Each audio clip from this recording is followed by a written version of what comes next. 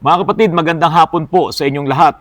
Dahil po sa napakamahal ng diesel at saka ng gasolina ngayon, marami po sa atin ang hindi na muna bumabiyahe o kaya hindi na ginagamit ng kanilang mga sasakyan at nagpapahinga na lamang sa bahay.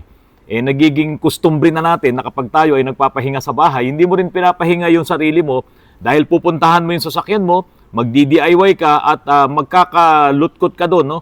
Magkukutingting ka doon sa iyong sasakyan. Ngayon, ito pang mga kapatid ang mai-share ko sa inyo, merong mga gamit or mga test kits sa online na pwede kayong mabili na napapakinabangan ko rin po. Tulad na lamang po nitong tester ng mga relays. Napaka-importante po nito kapag po kayo ay nagdi-DIY. So ilalagay mo to sa car battery mo, positive, negative, tapos matetest mo ngayon kung yung mga relays na nandiyan sa fuse box mo ay working pa. Tulad nito nga Bosch na relay po na to, dito siya ikakabit. Yan. Tapos itetest ko dito sa test, pipindutin ko yan. So mararamdaman mo na nagkiklik itong relay natin at kapag ka ito naman talaga ay may diferensya, ay hindi talaga tutunog. Dito makikita mo, mapapakinabangan mo po, halos lahat ng mga relays ay nagagamit po dito. Ngayon, doon sa mga gustong maglinis ng inyong mga injectors, kung marunong naman kayong magbutingting, no, magtanggal ng mga fuel injectors nyo, yung mga sa gasolina, meron din po ako nito. Ito naman yung matetest mo yung mga fuel injectors mo, ilalagay mo lang din to sa car battery mo. Yan. Tapos itong dalawang puti na to na plastic, dito mo ilalagay yung injector na tatanggalin mo doon sa engine. Tapos yung injector na yon, mayroong dalawang terminal din yon na lalagyan mo naman ng supply. At kapag nilagyan mo ng supply, yung injector na yon, pipindutin mo yung pulse. Pero siyempre, kailangan meron ka munang brake cleaner. At itong brake cleaner na to, tatanggalin mo tong pinaka-nozzle niya at yun naman ang ilalagay mo dito. Ayan. Kaya pag nag-pulse ngayon, yung ano na to, itong tester, injector tester na to, mag-on and off yung injector mo. Ayun, ganun ang mangyayari. Papasukin ngayon nitong brake cleaner yung loob ng injector at mapapansin mo talaga yung buga. Sa umpisa hindi maganda at habang ginagamit mo, nagpapulse siya, ay gumaganda yung buga ng inyong injector. So sa isang banda, yan po ay makakatulong para magpatipid, no, kahit konti sa ating mga gasoline engine, yung mga naka-fuel injector. Sa mga karburador, iba naman ang trabaho doon. Magpapalit ka naman ng jets, no? Paliliitan mo naman yung jets, yung mga butas, yung mga jets na yun sa karburador, para masakal din yung fuel delivery or yung enrichment ng fuel doon sa iyong karburador. Ngayon, meron pa po mga kapatid na pwedeng gawin yung mga naka-diesel engines na katulad ng sa Crosswind, sa Adventure, sa mga lumang Kia na hindi pa siya naka-CRDI, halos lahat ng mga diesel engine na ganito ang kanilang injection pump. Ito, ayan, kita naman siguro, no? Ito yung injection pump ng Adventure. Ngayon, para tumipid ang inyong makina sa konsumo ng diesel, kailangan sakalin natin yan. Yun yung sinasabi ko po sa vlog ko kagabi. Kapag sinakal mo naman yung pasok ng fuel, ng diesel dito sa injection pump, ay mababawasan yung mga buga niya doon sa mga injectors at yun talaga makakatipid ka kahit paano. Pero paano ba sasakalin ang ating mga injection pump para makatipid ka? Yung mga nagdi-DIY, marami rin namang sa inyo ang mayroong mga Crosswind, mga Adventure, mga L300 na hindi pa CRDI. Halos lahat yan na gumagamit ng injection pump. Ganito rin po ang makikita nyo sa injection pump. Ito pong screw na to, yung fuel enrichment screw po na yan, kapag po yan ay pinihit mo ng clockwise, so ito yung clockwise, no? Kapag pinihit mo yan ng clockwise, magiging rich po. Lalakas yung fuel delivery sa loob ng inyong injection pump. Kaya yung iba po na nasosobrahan ng pihit dito, no, talagang umuusok yung kanilang tambucho kapag binibirit, kapag inaapakan yung accelerator. Mga kapatid, kapag hindi pa nagagalaw ang fuel enrichment screw ng inyong injection pump, ibig sabihin, nasa default settings pa yon. Kapag pipihitin nyo to, dapat kaunting-kaunti lang. So kapag pinihit mo ng clockwise, yun ay larga. Kapag pinihit mo ng counterclockwise, yun yung sakal. Kaya ang mangyayari dito, pipihitin nyo to ng pasakal. Ibig sabihin, pabaliktad na ganon. Ito mga kapatid, kapag clockwise, ibig sabihin, pag clockwise, pag ganon ang ikot. Kapag pinihit mo yan ng clockwise, yun mga kapatid, malakas na yun. No? Maraming diesel na yung papasok dito sa injection pump. Magiging rich na po yung pasok ng diesel dito po sa injection pump. Kaya yon umuusok na. Yun yung tinatawag na larga. Ngayon, tignan nyo yung position niya. Kung halimbawa, nakaganyan ang position ng inyong enrichment screw, pabalik po yung sakal. Kailangan counterclockwise. Pabalik na ganon. Ayan. So, pag iyan ay pinihit nyo ng pabalik, mapapansin nyo, mababawasan yung minor nyo. Kung yan ay nasa 800 yung minor nyo na hindi pa gumagana yung aircon, wala mo na kayong bubuksan na air condition or kahit yung mga ilaw, patayin nyo muna lahat yan.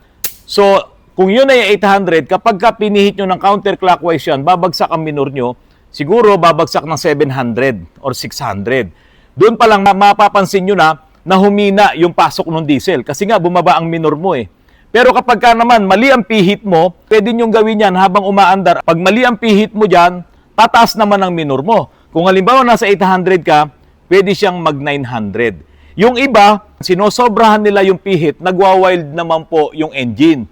Kapag in-start mo talagang wild, sobrang taas ng RPM. Kaya yun, ang gagawin mo, ibabalik mo naman, pipihit ka naman ng pa-counterclockwise. Ito pa mga kapatid, yung mga naglagay, no, yung nag-convert ng kanilang injection pump, yung dating 4-slotted na transfer pump, na ginawang 6-slotted.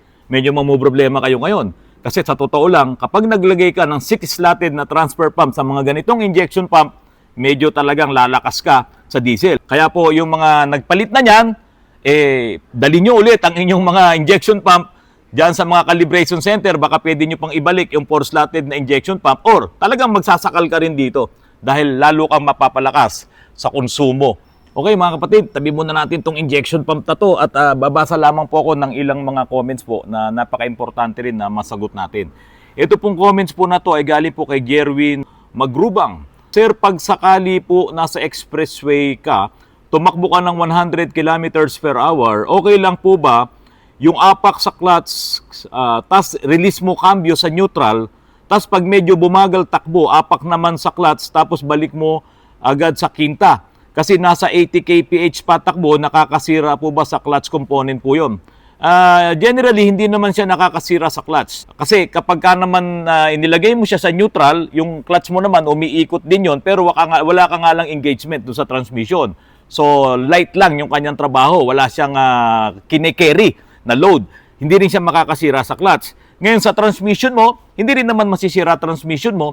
Dahil kung umiikot man siya, dahil nga yan ay na-connected din naman, yung output shaft niya doon sa differential, sa gulong, umiikot ang transmission mo, may gear oil rin naman yon, so continuous lang din yung ikot nun. So, walang masisira.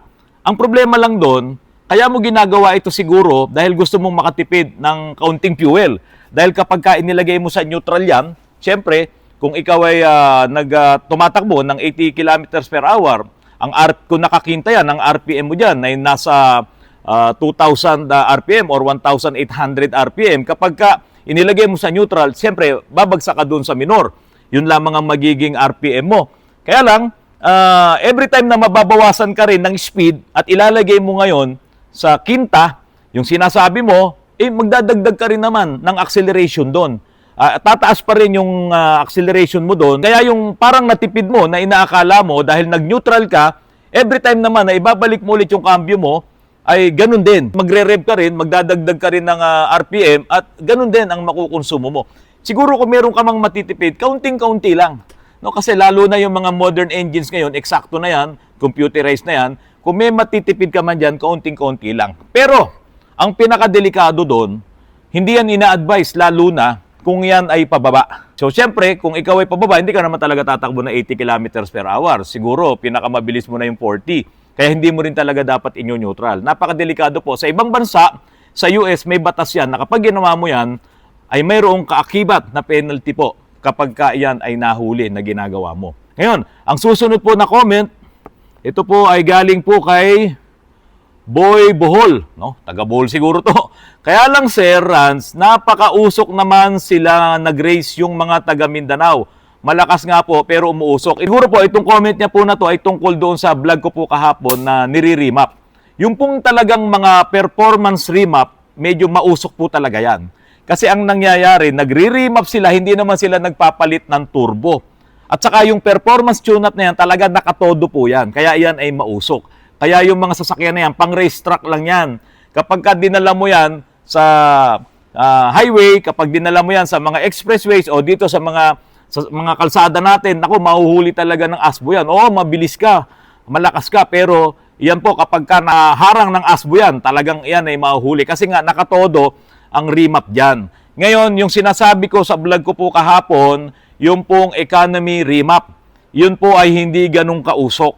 Kaya yung mga nagpaplano na magpa-remap ng inyong mga ECU, marami tayong mga magagaling na nagre-remap dyan. Si Driptech po na nandyan sa Cavite, isa po sa pinagtitiwalaan natin yan.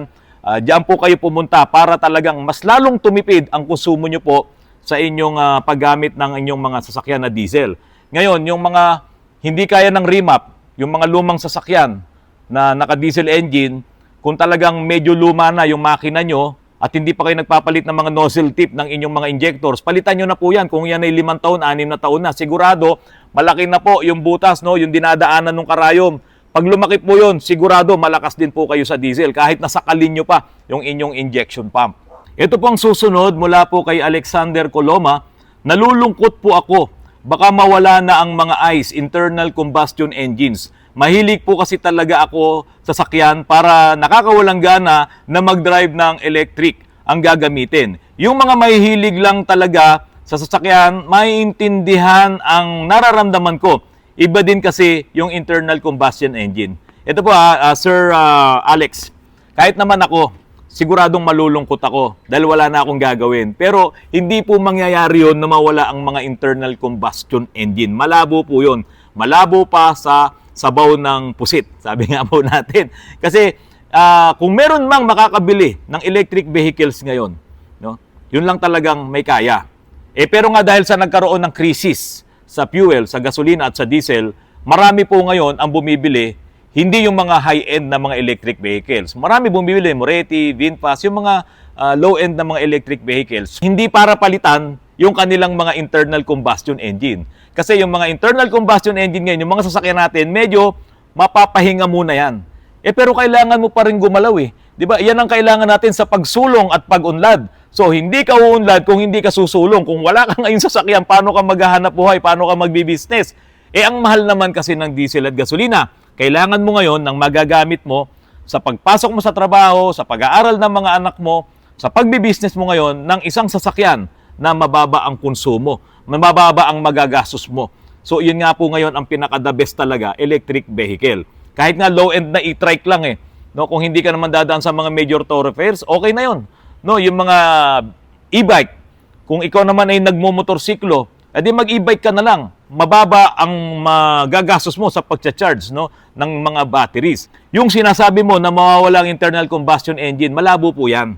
Kung ikaw naman ay merong natatagong pera, may nasisibi ka pa at pwede ka pang bumili ng additional na sasakyan, isama mo na sa mga paplanuhin mo itong mga electric vehicle na low-end. Meron po nag-comment na ako daw po, dati ay sinasabi ko po, galit na galit daw po ako sa electric vehicle. Ngayon daw, kinain ko na daw po yung mga sinabi ko. Wala pong ganun. Yung mga unang vlogs ko nga, talagang ibinablog ko pa yung electric vehicles. Pero ang hindi talaga ako pabor, yung sobrang mamahal na mga electric vehicles na matatali ka doon, no, yung maintenance lang noon, yung presyo lang ng baterya noon, kaya ka nga bibili ng electric vehicle para makamura ka. Kaya nga ito, pinopromote natin itong mga low-end na mga electric vehicles na to para lang talaga mapakinabangan mo. Lalo na ngayon na mayroong krisis sa fuel, sa gasolina at sa diesel. Kaya sana maintindihan nyo po yung mga vlogs ko po ngayon tungkol dito. Kung ayaw mo sa electric vehicle, okay, fine, huwag kang bumili. Gamitin mo ang sasakyan mo, pero mararamdaman mo ngayon yung gaano kamahal ang fuel o kung magtitipid ka naman, edi wag mo na munang gamitin ang iyong sasakyan. Sa Lunes nga, may welga na. Ano ngayon ang sasakyan mo? Kapag nagpatuloy yan, wala nang biyahe ng mga jeep, mga tricycle, wala ka ring masasakyan. At meron pa po isang nag-comment, si Raul Coronia. Sabi po niya, si Randy, may alam po ba kayo na mag-convert ng hand control na gas at brake para sa PWD? Meron na po akong ginawang ganyan na minivan, no? Galing din po yun ng Cebu. PWD po ang may-ari, 4x4 pa ngayon. Ang kanyang control sa gasolina, yung accelerator, ay nandito sa kamay at yung preno, hihilahin niya ngayon, yung lever na yon, mamemreno na. Kasi talagang siya ay putol ang kanyang dalawang paa. Nagagamit pa niya hanggang ngayon yung kinonvert ko po na yon. Pero itong ang nakaraang January at early January, ay binila naman siya ng anak niya ng territory, for territory, at yun naman ang kinonvert natin. Tignan nyo po yung mga vlogs ko at meron po tayong ginawang conversion po na ganyan. Last na sasagutin ko, mula po kay Raymat MD. Baka mas mura pa ibenta ang lumang sasakyan at bumili bago EV kaysa magpa-convert kayo ng kotse nyo to EV. Tama po yan. Kaya bago kayo pumasok sa isang sitwasyon, alamin nyo muna lahat. Alamin nyo kung magkano ang conversion, alamin nyo kung magkano ang benta ng inyong sasakyan, at kung meron naman talaga kayong pambili ng electric vehicle, bakit mo pa i-convert ang iyong lumang sasakyan? Ganun lang po kasimple yun. So choice nyo yan, kung talagang may sentimental value ang inyong sasakyan at sa tingin nyo ay okay na ma-convert ng electric vehicle, okay din yun. Pero totoo yung sinasabi ni Raymat MD na to, kung magagastusan ka lang na malaki para i-convert mo ang luma mong sasakyan at hindi ka rin makakatipid, wag mo nang gawin yun. So, sana po yung mga magpaplano na mag-convert ng mga electric vehicles, no, yung mga luma nyo sasakyan, ICE to electric vehicles, pag-aralan nyo rin pong mabuti yan. Napakasimple lamang po kasi talaga ng conversion. Kung nakita nyo yung Moretti, napakasimple nung design nun, parang converted na nga siya eh. No? Yung kanyang dashboard, makikita nyo naman yung kanyang gauge, no? Simple-simple. Parang conversion kit lang talaga siya. Tapos yung aircon niya nandoon. Kung tutusin, itong Moretti na pinakita ko sa inyo, parang isang kotse mo na maliit na kinonvert mo na ng EV. Ganun lang po kasimple yun. Yung battery nun nasa ilalim. Yung mga nagtatanong saan ilalagay ang battery, doon din po sa ilalim. Kaya meron ding trabaho ang mga latero dito. Ganun lang po kasimple ang conversion nito. Kaya dapat si Sir Johnny makabili ng mga conversion kits po na to na mismong nakalagay dyan sa mga Moretti models po nila sa kanilang showroom dyan sa Pasig para po hindi tayo mamumroblema din sa conversion. Maraming salamat po sa aming District Minister dito po sa Rizal, si kapatid na Alfonso Orico, at yung aming pong Pangulong Diakono, si kapatid na General Louie Tikman. Napakabiyaya po ng aming banal na hapunan kaninang umaga. Mga kapatid, maraming salamat po sa patuloy na panonood niyo po ng mga vlogs ko po dito po sa Autorans. Sana po paki-subscribe, paki-likes, paki-share, at paki-pindot na rin po ang notification bell. Doon po sa nagsabing nayayabangan po kayo sa akin, pasensya na po, ganito lang po talaga ang aura ng inyong lingkod. Kung nayayabangan po kayo, wag na lamang po kayong manood. At salamat na rin naman po dahil nanonood din po kayo ng aking mga vlogs. Magandang hapon po sa inyong lahat.